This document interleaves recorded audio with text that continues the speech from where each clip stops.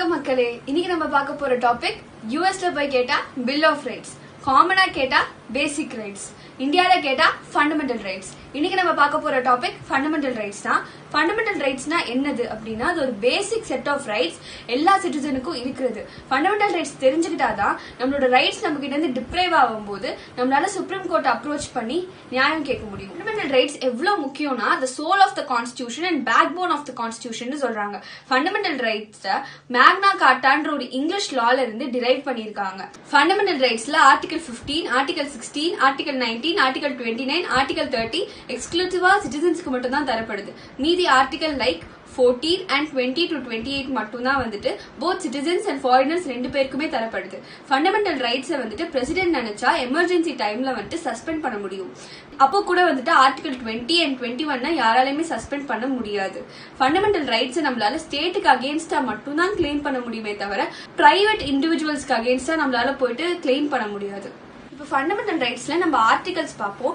ஆர்டிகல்ஸ்னா எல்லாரும் குழம்பு வேணாம். ஆர்டிகல்ஸ்ன்றது அந்த லாக்கு வச்ச பேரு 1, 2, 3 அந்த மாதிரி வைப்பாங்க. சோ வந்து இந்த fundamental rights part 3 of the கான்ஸ்டிடியூஷன்ல 12 to 35 வரைக்கும் கவர் பண்றாங்க. இப்போ நம்ம ஆர்டிகல் 12 போவோம். ஆர்டிகல் 12ல நான் சொல்லியிருந்தேன் ஸ்டேட்டுக்கு அகேன்ஸ்டா மட்டும் தான் கிளைம் பண்ண முடியும், இண்டிவிஜுவலுக்கு அகேன்ஸ்டா வந்து கிளைம் பண்ண முடியாது அப்படின்னு சொல்லிட்டு. இப்போ நம்ம எல்லாருக்கும் ஒரு டவுட் வரும், இப்போ எது ஸ்டேட் அப்படின்னு சொல்லிட்டு. பார்லிமெண்ட், கவர்மெண்ட், ஸ்டேட்ன்றது நம்மளுக்கே தெரியும். But local authorities and other அத்தாரிட்டிஸும் ஸ்டேட் தான். லோக்கல் அத்தாரிட்டிஸ் வந்துட்டு இந்த பஞ்சாயத், டிஸ்ட்ரிக்ட் போர்ட்ஸ், முனிசிபாலிட்டிஸ் இது எல்லாமே வரும். அப்போ அதர் அத்தாரிட்டிஸ்ல வந்துட்டு universities, companies like LIC, ONGC, Anna university, government universities எல்லாம் வரும். எந்த ஒரு யூனிவர்சிட்டி மேலயோ இல்ல எந்த ஒரு கம்பெனி மேலயோ கவர்மெண்ட்டுக்கு பவர் இருக்கோ, கவர்மெண்டால இன்ஃபுளுன்ஸ் பண்ண முடியுமோ அது மட்டும் தான் வந்துட்டு ஸ்டேட்டோட கேட்டகரியில வரும். இப்போ நம்ம ஆர்டிகல் 13 போவோம்.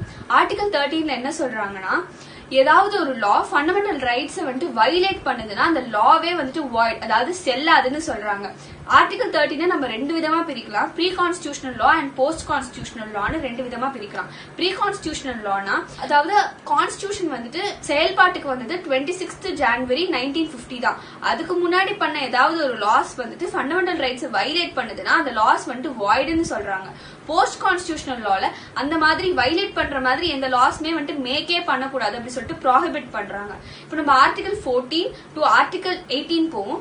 ஆர்டிகல் 14 to 18 வந்துட்டு ரைட் டு ஈக்வாலிட்டி பத்தி பேசுது. ஆர்டிகல் 14 நம்ம ரெண்டு விதமா பிரிக்கலாம். Equality before law and equal protection of law. Equality before லான்றது ஒரு English concept and equal protection of லான்றது வந்துட்டு ஒரு அமெரிக்கன் கான்செப்ட். ஈக்வாலிட்டி பிஃபோர் லாக்கு வந்துட்டு ஒரு எக்ஸாம்பிள் கொடுக்கணும்னா லேடி ஜஸ்டிஸ், நீதி தேவதை, அவங்களுக்கு எல்லாருமே சமம் தான், அவங்களுக்கு முன்னாடி எல்லாருமே ஈக்குவல் தான்.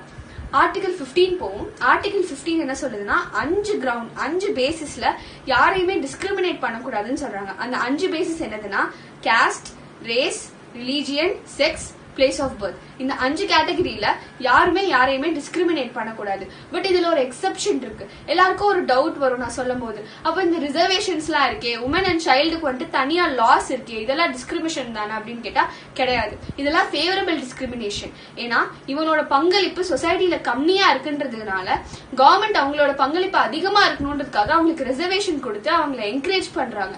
இதை நம்ம ஸ்டேட்டுக்கு அகேன்ஸ்டா கிளைம் பண்ண முடியாது. இப்ப நம்ம ஆர்டிகல் 16க்கு மூவ் ஆன் ஆகணும்னா இதே 5 பேசிஸ்ல வேலை செய்யற இடத்துல, அதாவது எம்ப்ளாய்மெண்ட் பிளேஸ்லயும் ப்ரமோஷன்லயும் வந்துட்டு யாரையுமே டிஸ்கிரிமினேட் பண்ணக்கூடாதுன்னு சொல்றாங்க. அகெயின் ஃபேவரபிள் டிஸ்கிரிமினேஷன் இங்கேயும் வந்துட்டு யூஸ் ஆகுது. அண்ட் ஆர்டிகல் 17க்கு போனோம்னா அபாலிஷ்மெண்ட் ஆஃப் அன்டச்சபிலிட்டி சொல்றாங்க. அன்டச்சபிலிட்டினா நிறைய அன்டச்சபிலிட்டி இருக்கு. பட் இதுல என்ன சொல்றாங்கன்னா just cost and religion paste untouchability மட்டும் தான் ஆர்டிகல் 17 கவர் பண்ணுது. ஆர்டிகல் 18 போனோம்னா அபாலிஷ்மெண்ட் ஆஃப் டைட்டில்ஸ். இதுலயும் எக்ஸெப்ஷன் என்னன்னா military titles and academic titles வந்துட்டு யாராலையுமே வந்துட்டு அபாலிஷ் பண்ண முடியாது. பிகாஸ் அதெல்லாம் நம்ம ஏர்ன் பண்றது. Military titles like Padma Bhushan, Padma Vibhushan, அதுக்கப்புறம் அகாடமிக் டைட்டில்ஸ். அப்போ என்ன டைட்டில்ஸ் அப்படின்னு உங்களுக்கு ஒரு டவுட் வந்துச்சுன்னா ராஜா, மகாராஜா, சக்கரவர்த்தின்னு சொல்லிட்டு அந்த காலத்துல வந்துட்டு ஒரு ப்ரிஃபிக்ஸாவோ சஃபிக்ஸாவோ நேம் வச்சுப்பாங்க, டைட்டில்ஸோ நேமும் வச்சுப்பாங்க. அதெல்லாம் அபாலிஷ் பண்ணிட்டாங்க. இப்ப நம்ம ஆர்டிகல் 19 டு ஆர்டிகல் 22 வரைக்கும் பார்ப்போம். ஆர்டிகல் 19 to 22 வந்துட்டு ரைட் டு ஃப்ரீடம் பத்தி பேசுது. ஆர்டிகல் 19 வந்து ஸ்பெசிபிக்கா 6 ரைட் ப்ரொவைட் பண்ணுது. Right to freedom of speech, right to assembly, right to association, right to movement, right to residence and right to practice any profession. Freedom of speech and expression, freedom of media, freedom of commercial ad, freedom to be silent, freedom to express once view இது எல்லாமே cover ஆகுது. அதுக்கப்புறம் நம்ம weapons இல்லாம எங்க வேணாலும் assemble ஆகலாம், எங்க வேணாலும் அசோசியேட் ஆகலாம், எங்க வேணாலும் நம்ம தங்கலாம், என்ன ப்ரொஃபஷன் வேணாலும் நம்ம பிராக்டிஸ் பண்ணலாம், எங்க வேணாலும் மூவ் பண்ணலாம் வித்தின் இந்தியன் பார்டர்ல. சோ இதுக்கெல்லாம் அது ரைட் கொடுக்குது.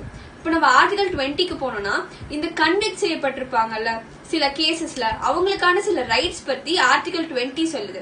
ஆர்டிகல் 21 வந்துட்டு right to life and personal liberty பத்தி பேசுது. அண்ட் ஆர்டிகல் 21ல ரைட் டு டை வந்துட்டு இன்க்ளூட் பண்ணப்படல. ஆர்டிகல் 22 வந்துட்டு rights of the arrested and detention பர்சன்ஸ்க்காக சில ரைட்ஸ் இருக்கு, அதை பத்தி பேசுது. இப்ப நம்ம moving on to article 23 and 24. Article 23 and 24 வந்துட்டு ரைட் அகேன்ஸ்ட் எக்ஸ்ப்ளாய்டேஷன் பத்தி பேசுது. ஆர்டிகல் 23 வந்துட்டு prohibits forced labour and trafficking in human beings. Trafficking in human பீயிங்ஸ்னா அதாவது ஒரு மனுஷனை விக்கிறது, அதுதான் trafficking in human beings. And forced லேபர்ல வந்துட்டு அவங்க செஞ்ச வேலைக்கு நீங்க கம்மியா காசு கொடுத்தாலோ இல்ல அவங்க ஃபோர்ஸ் பண்ணி லேபருக்கு நீங்க கூப்பிட்டாலோ அது எல்லாமே ஃபோர்ஸ்ட் லேபர்ல வரும். இப்ப நம்ம ஆர்டிகல் 24க்கு மூவ் ஆனோம்னா எந்த சில்ட்ரனுமே வந்துட்டு ஹசார்டஸ் ஃபேக்டரியில வேலை செய்யக்கூடாதுன்னு சொல்லிட்டு ப்ராஹிபிட் பண்றாங்க. அப்ப எல்லாருக்குமே வந்துட்டு ஒரு டவுட் வந்துச்சு, அப்போ சேஃபான பிளேஸ்ல எல்லாம் சில்ட்ரன் வேலை செய்யலாமா அப்படின்னு சொல்லிட்டு. அதுக்கப்புறம் 14 வயசு கீழே இருக்கிற எந்த சில்ட்ரனுமே வந்துட்டு எங்கேயுமே வேலை செய்யக்கூடாது அப்படின்னு சொல்லிட்டு ப்ராஹிபிட் பண்ணாங்க. இப்ப நம்ம ஆர்டிகல் 25 டு ஆர்டிகல் 28 வரைக்கும் பார்ப்போம். ஆர்டிகல் 25 டு 28 வந்துட்டு right to freedom of religion பத்தி பேசுறாங்க. ஆர்டிகல் 25க்கு போனோம்னா ஃப்ரீ கன்சைன்ஸ், அதுக்கப்புறம் வந்துட்டு free profession and practice and propagation of religion பத்தி பேசுது.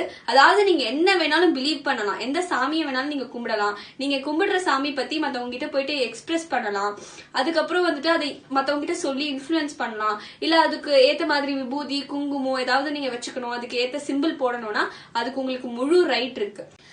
ஆர்டிகல் 26 வந்துட்டு right to manage religious affairs பத்தி பேசுது. அதாவது நீங்க ஏதாவது ரிலீஜியஸ் இன்ஸ்டிடியூஷன்ஸ் ஓபன் பண்ணணும், சர்ச், டெம்பிள் இந்த மாதிரி எல்லாம் ஓபன் பண்ணணும்னா உங்களால முடியும், அதுக்கான ரைட் உங்களுக்கு கொடுக்குது. ஆர்டிகல் 27 வந்துட்டு ஏதாவது ரிலீஜியன் டைப் ஆஃப் ப்ரமோஷன் இருந்துச்சுன்னா அதுக்கெல்லாம் டாக்ஸ் போடக்கூடாது அப்படின்னு சொல்லிட்டு சொல்றாங்க. அதாவது ரிலீஜியஸ் கேம்ப்ஸ் எல்லாம் இருக்கும்ல அதுக்கெல்லாம் டாக்ஸ் போடக்கூடாது.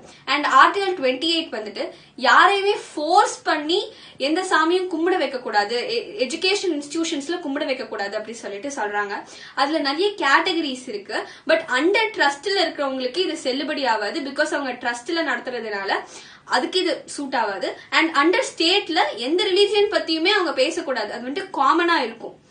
Moving on to article 29 and article 30. இப்ப நம்ம ஆர்டிகல் 29 பார்த்தோம்னா நம்மளுக்கு சில ப்ரொடெக்ஷன் கொடுக்குது. அதாவது நம்மளோட லாங்குவேஜ், நம்ம ஸ்கிரிப்ட், மேனுஸ்கிரிப்ட் எல்லாம் ப்ரொடெக்ட் பண்றதுக்கு நம்மளுக்கு ரைட் கொடுக்குது. அதுக்கப்புறம் ஆர்டிகல் 30 போனோம்னா மைனாரிட்டிஸ் இருப்பாங்க, லிங்குஸ்டிக் அண்ட் ரிலீஜியன் மைனாரிட்டிஸ் இருப்பாங்க, அவங்களுக்கு எல்லாம் எஜுகேஷன் இன்ஸ்டிடியூஷன் ஓபன் பண்ணி அட்மினிஸ்டர் பண்றதுக்கு ரைட் கொடுக்குது. இப்போ நம்ம ஆர்டிகல் 31 வந்துட்டு என்னதுன்னா வந்துட்டு ரைட் டு ப்ராப்பர்ட்டி, அது ஸ்கிராச் பண்ணிட்டு அதை வந்துட்டு லீகல் ரைட்டா மாத்திட்டாங்க. சோ அதை பத்தி நான் இந்த வீடியோல பேச போதில்ல, பட் ஸ்டில் நான் அதை அடுத்த வீடியோல பேசுவேன். இப்போ நம்ம ஆர்டிகல் 32க்கு போனோம்னா ரைட் டு கான்ஸ்டிடியூஷனல் ரெமடிஸ் சொல்லுவாங்க. அதாவது ஆர்டிகல் 32 எவ்வளவு இம்பார்ட்டன்ட்னா அது backbone of the constitutional rights சொல்லுவாங்க. ஏன்னா இவ்வளவு நேரம் நம்ம பார்த்த எல்லா ரைட்டுமே வந்துட்டு நம்மளுக்கு கிடைக்கல, வைலேட் ஆயிடுச்சுன்னா சுப்ரீம் கோர்ட்டை வந்துட்டு நம்மளுக்கு அப்ரோச் பண்றதுக்கான ரைட் தான் வந்துட்டு ஆர்டிகல் 32.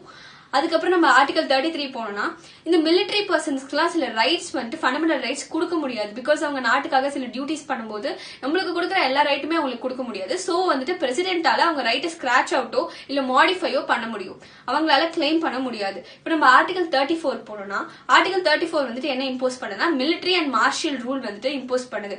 எப்ப சிச்சுவேஷன் வந்துட்டு பிரசிடென்டோட கையை விட்டு போதோ அப்போ வந்துட்டு மிலிட்டரி ரூல் வந்துட்டு போட்டுருவாங்க. மிலிட்டரி ரூல் போட்டாங்கன்னா என்ன வேணாலும் அவங்க பண்ணலாம், நம்மளால ஒண்ணும் பண்ண முடியாது. 35 வந்துட்டு பார்லிமெண்ட் சில பவர்ஸ் கொடுக்குது. என்ன மாதிரி பவர்ஸ்னா இந்த ஃபண்டமெண்டல் ரைட்ஸ் எல்லாம் அமெண்ட் பண்றதுக்கு. இப்போ நம்ம பார்த்துட்டு இருந்தது எல்லாமே வந்துட்டு ஃபண்டமெண்டல் ரைட்ஸ் பத்தின ஒரு பிரீஃப் இன்ட்ரோடக்ஷன் தான். இனிமேல் ஆர்டிகல்ஸோட எக்ஸ்பிளனேஷன் வர வீடியோஸ்ல எல்லாம் பார்க்கணும். சோ அந்த வீடியோஸ்ல நீங்க பார்க்கணும்னா சப்ஸ்கிரைப் பண்ணிடுங்க. இவ்வளவு நேரம் பார்த்ததுக்கு ரொம்ப